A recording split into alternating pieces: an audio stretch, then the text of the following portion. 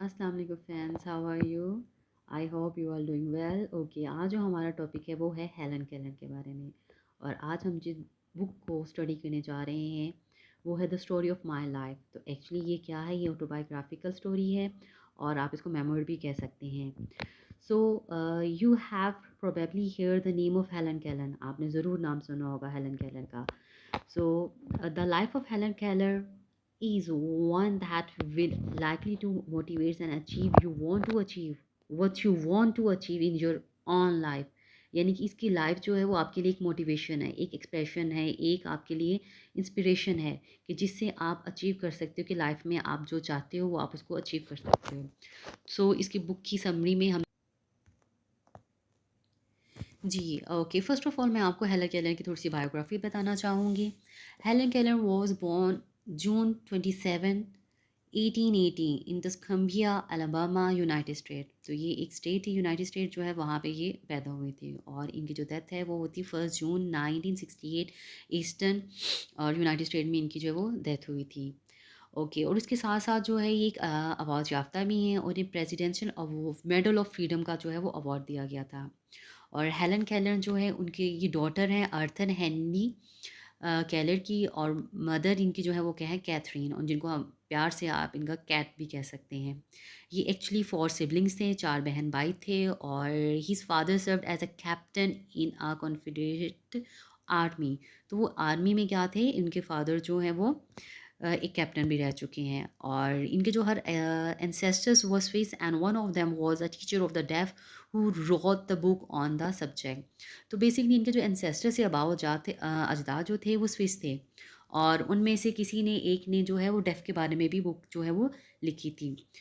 सो जैसा कि मैंने बताया कि इनके फादर जो हैं वो आर्मी में थे, तो her father and member of her mother's families fought in the confederate army during the civil war. तो उस टाइम जो सिविल वॉर हुई थी उसके इनके फादर, इनकी मदर, इवन तो इनके फैमिली मेम्बर्स जो हैं उन्होंने भी उसके साथ उसमें हिस्सा लिया था। फिर उसके बाद जो है Keller describe her father as loving as indulgent. His death is in 1896 was the first great sorrow for her life. यानी कि वो बताती हैं कि उनके जो फादर जो हैं वो उनके लिए बहुत ज़्यादा अहमियत रखते थे और वो बहुत लविंग थे। और उनकी जो जब डेथ हुई है 1996 में, 1896 में सॉरी, तो वो उसके लिए बहुत ज़्यादा एक पहला धचका था उनकी लाइफ के लिए जो उन्होंने वहाँ पे बर्दाश्त किया। सो गाइस, अब हम बढ़ते हैं इसकी समरी की तरफ। दिस बुक वाज ओरिजिनली पब्लिसाइड इन 1903। तो ये 1903 में जो है ये पब्लिश हुई थी बुक। और इस बुक की जो बेसिकली क्या है, 3 पार्ट्स हैं और जिसके अंदर इसकी ऑटोबायोग्राफी बताई गई है। और उसके साथ साथ इस बुक के अंदर the story of my life, इसमें जो है एक तो उसकी ऑटोबायोग्राफी बताई गई है हेलन केलन की, और दूसरा हेलन केलन ने जो है इसके साथ अपना रिलेशन जो है उनके जो टीचर हैं एन सुलेवान, उनके साथ उनका जो रिलेशन था उसको डिस्कस किया गया। और इसमें बताया कि इसका और इसकी टीचर के साथ इनका जो रिलेशनशिप रहा है वो 50 इयर्स का रहा है। इनके कंपेनियनशिप आप कह सकते हैं, वो 50 इयर्स तक इनकी कंपेनियनशिप रही है। और जब उन्होंने ये लिखी थी क्या उसे कहते हैं, ये the story of my life, जो ये मेमोर है या जो ऑटोबायोग्राफी है, ये लिखी तब वो 22 इयर्स की थी। So that's mean you can say that कि उसकी 22 ईयर्स से पहले पहले जो उनकी लाइफ में इवेंट्स हुए, यानी कि इसमें बेसिकली उनकी स्टडीज़ के बारे में बताया गया कि जब वो स्टडी कर रही थी तो किन किन मराहल से गुजरी और क्या क्या परेशानियाँ उन्हें उठानी पड़ी और किस तरह से वो उन्होंने अपना इस मकसद को जो है वो अचीव किया है। और आप इसको क्लासिक ऑटोबायोग्राफिक भी कह सकते हैं। और एट दैट टाइम जब एन सुलेवान जो इनकी ज़िंदगी में आई एज अ टीचर बन गए, तब वो जो थी वो 20 ईयर्स की थी। Excellent students, Keller was an eager, self-asserting child who learned to speak at the age of 6 months and walk after a year.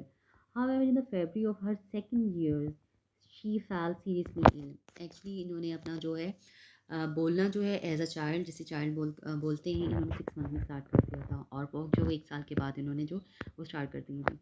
लेकिन क्या हुआ, कुछ ऐसा इनके साथ मसला हुआ, कुछ ऐसी बीमारी हुई लाइक कुछ डॉक्टर जो है वो उन्हें मैंने जाइटिस भी कहते थे और कुछ फ्लुएंजा भी कहते थे।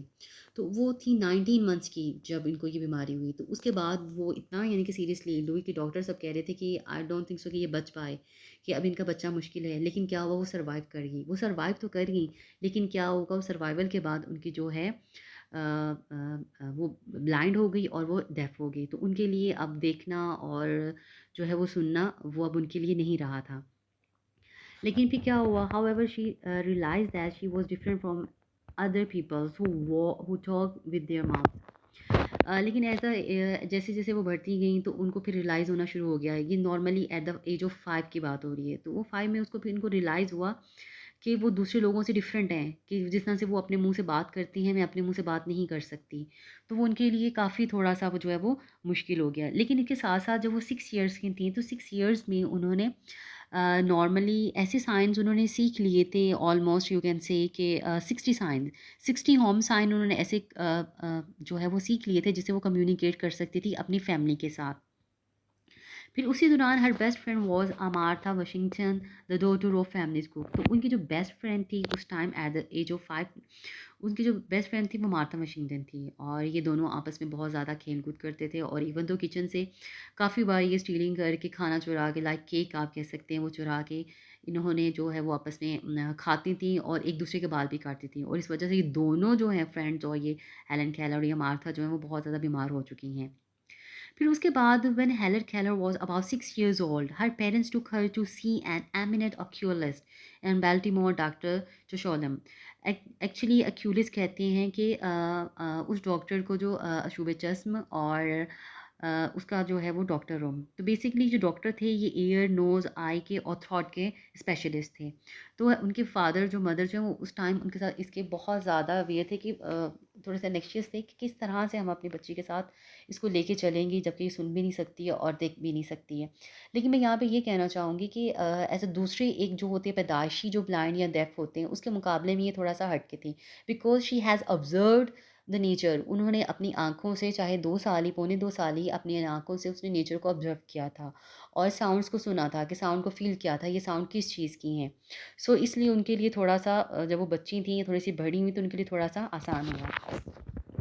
लेकिन जब वो उनको डॉक्टर चशोलम के पास लेके गए, तो वो जब उन्होंने इसका मुआयना किया तो वो मतलब कि इसके लिए कुछ कर ना सके, लेकिन उन्होंने सजेशन ज़रूर दी। उन्होंने वो सजेशन ये दी कि आप इनको डॉक्टर ग्राहम बेल के पास ले जाएं। ठीक है, उस टाइम जो उनका जो दौर चल रहा था, डॉक्टर ग्राहम बेल वो उस टाइम पे मौजूद थे। ठीक है, तो डॉक्टर ग्राहम बेल ने क्या किया, doctor Graham Bell referred Keller's father to the Perkins Institute in. Actually Graham Bell जो हैं, डॉक्टर ग्राहम बेल वो उस टाइम पर जो है ब्लाइंडनेस और डेफनेस पे जो है वो रिसर्च कर रहे थे। सो दैट्स वाई डॉक्टर चशोलम ने उन्हें जो है वो रेफ़र किया था। फिर उसके बाद डॉक्टर हेलन केलन बताती हैं कि on March 3, 1887, a date which Keller says in the most important of her life, Anne Mansfield Sullivan came to Tuscumbia to teach her। वो बताती हैं कि ये जो डेट है March 3, 1887 की, ये उनके लिए बहुत अहम दिन था। उस दिन क्या हुआ, उस दिन जो उनकी ज़िंदगी में जो है एन सुलेवान आई, एक टीचर, एज अ टीचर के तौर पे। और जबकि मैंने बताया था उस टाइम उनकी उम्र जो है, सुलेवान की उम्र जो है वो 20 ईयर्स की थी।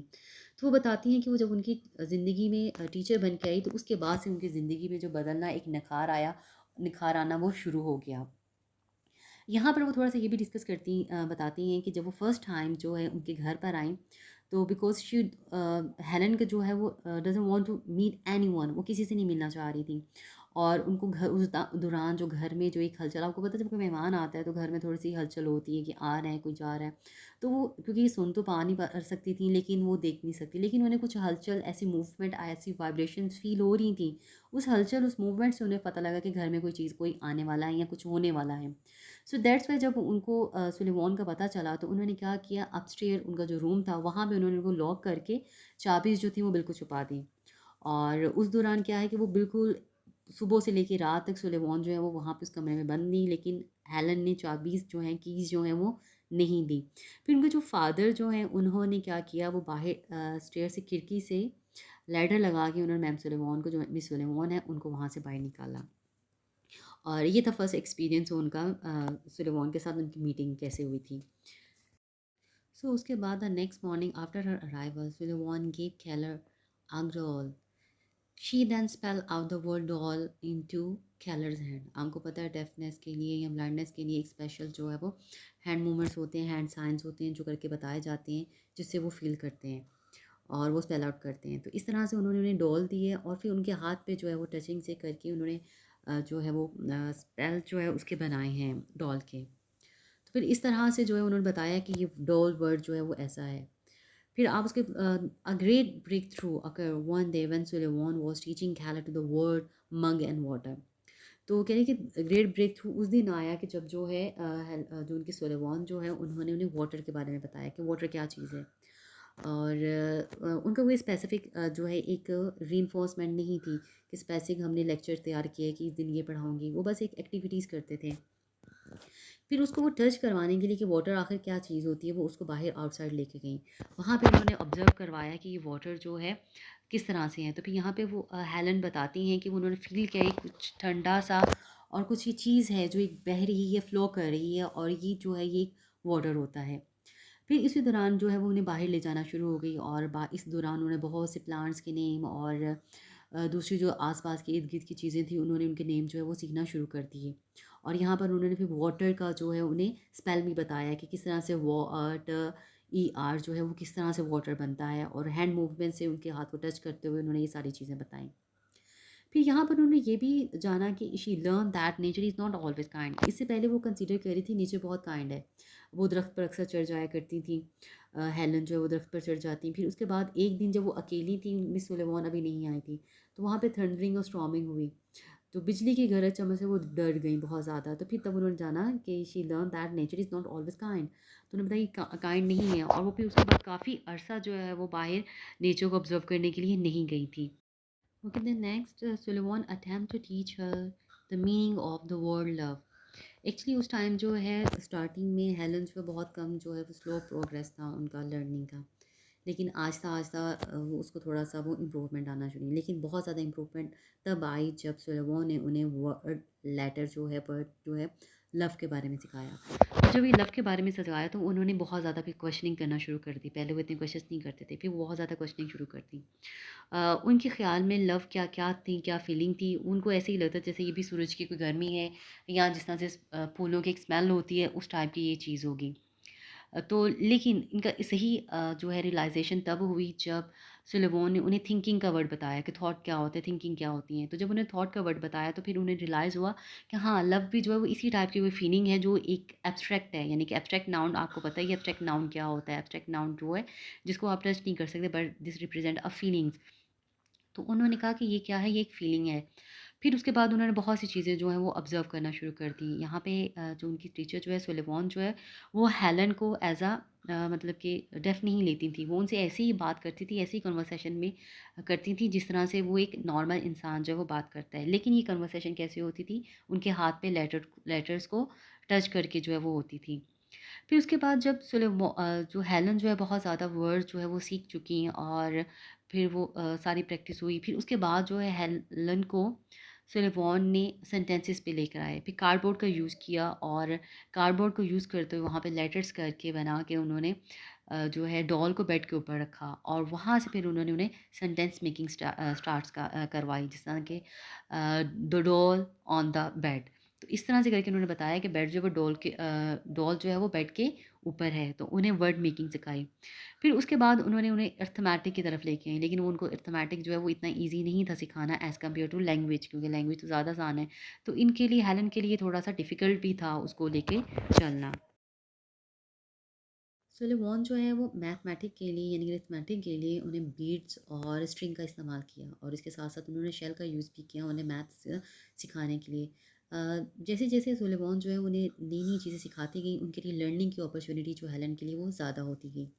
फिर उसके बाद है the Christmas of 1887 was a great event with Sullivan having Helen to prepare surprises for everyone in her family. तो ये दिन भी उनके लिए बहुत ज़्यादा अहम था और उन्हें इस दिन पे जो हेलन को सुलेमान जो है वो बाहर ले जाती हैं और वहाँ पे एक पार्टी में जहाँ पे क्रिसमस की पार्टी जो है वो हो रही होती है। वहाँ पे लोग जो उसके लिए वो गाना गाते हैं उसके साथ डांस करते हैं तो उसके लिए वो बहुत ज़्यादा एक जो है वो बहुत ज़्यादा अच्छा एक्सपीरियंस रहा है। इस दिन पे वो अपनी फैमिलीज़ के लिए कार्ड्स भी बनाती हैं और सरप्राइजेस गिफ्ट भी करती हैं। और इवन दो हेलन को बहुत से गिफ्ट्स मिलते भी हैं लेकिन उन्हें उसमें से सबसे जो पसंद जो है जो गिफ्ट आता है वो मैम सुलेमान का ही होता है जो उन्हें दिया गया था और वो एक होता है कनेरी। तो वो किनेरी को क्या करती हैं, उसको पालती हैं और बहुत उन्हें पसंद आता है। एक दिन उन्होंने क्या है उसको जो है केज में रख के हेलन ने उसको खिड़की के पास रख देती हैं, बट क्या होता है अनफॉर्चुनेटली कैट जो है वो उसको खा जाती है। In May 1888 Keller went to Boston with her mother and Sullivan. वो अपनी मदर और सुलेमान के साथ बोस्टन जाती है और वहाँ पे वो बहुत से अपने फ्रेंड्स जो है वो बनाती है और उनके साथ इंजॉय करती हैं अपनी।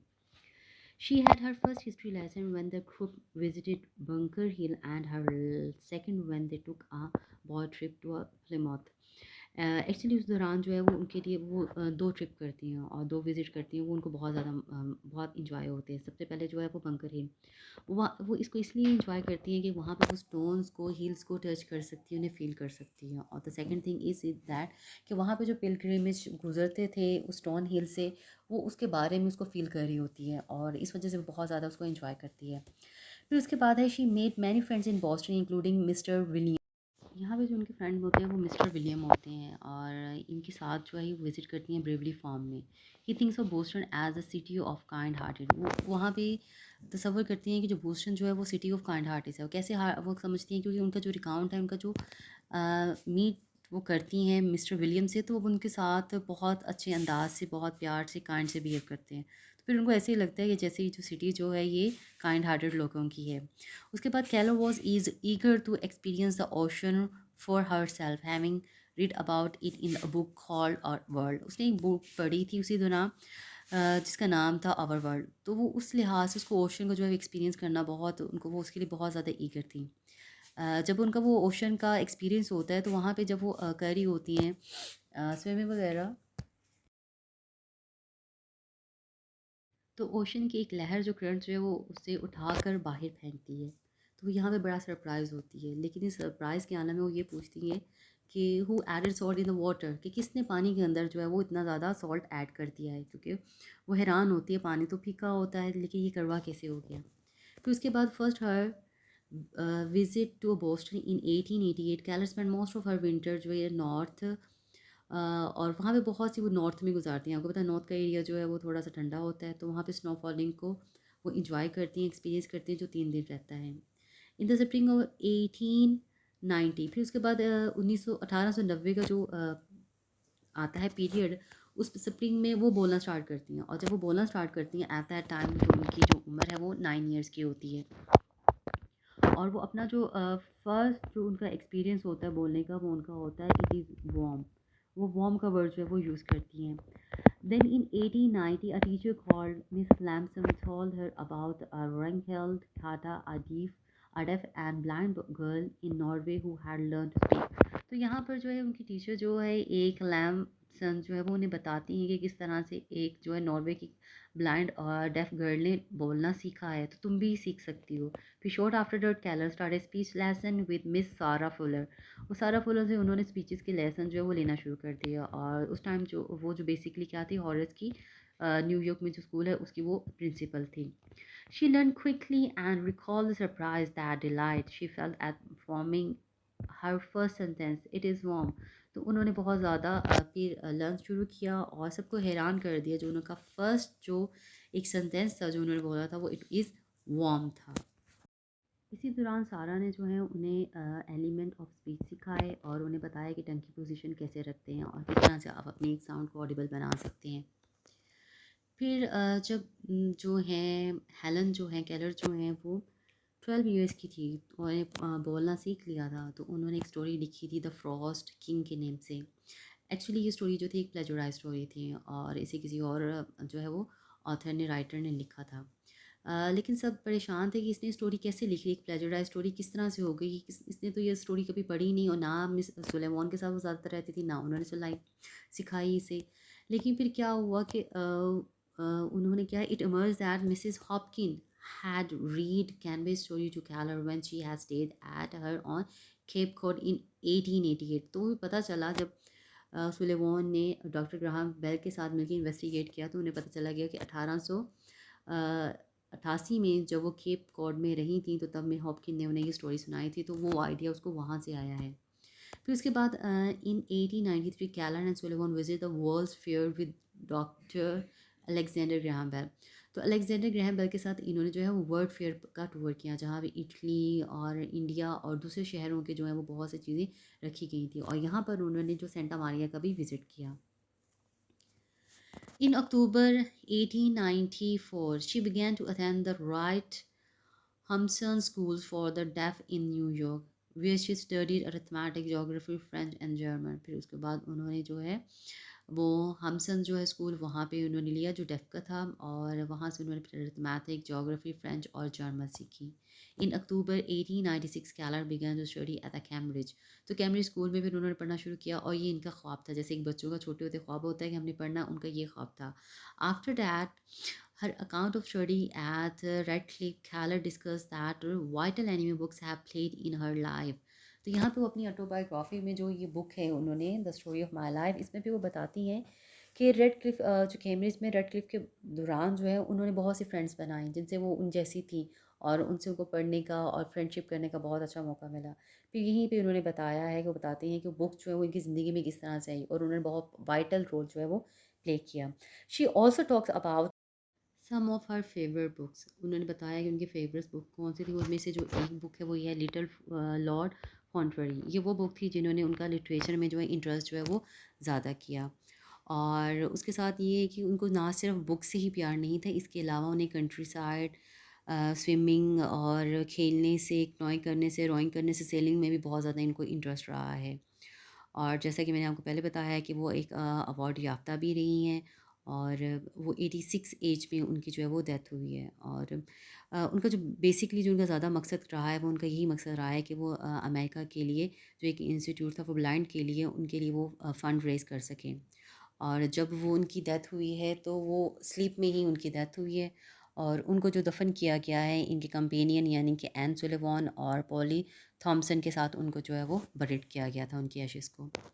सो अब बढ़ते हैं हम इनके थीम्स की तरफ, या की थीम्स की तरफ, या इनके मैसेज की तरफ। दो द फर्स्ट मैसेज जो इसका है वो है purpose, work ethics, happiness, vulnerability, affective communication, anxiety and depression. So thank you so much. I hope कि आपको ये मेरी समरी जो है वो जो मैंने डिटेल में एक्सप्लेन की है आपको समझ आई होगी, और बहुत ज़्यादा हेल्प करेगी आपकी अंडरस्टैंडिंग के लिए। So thank you so much guys.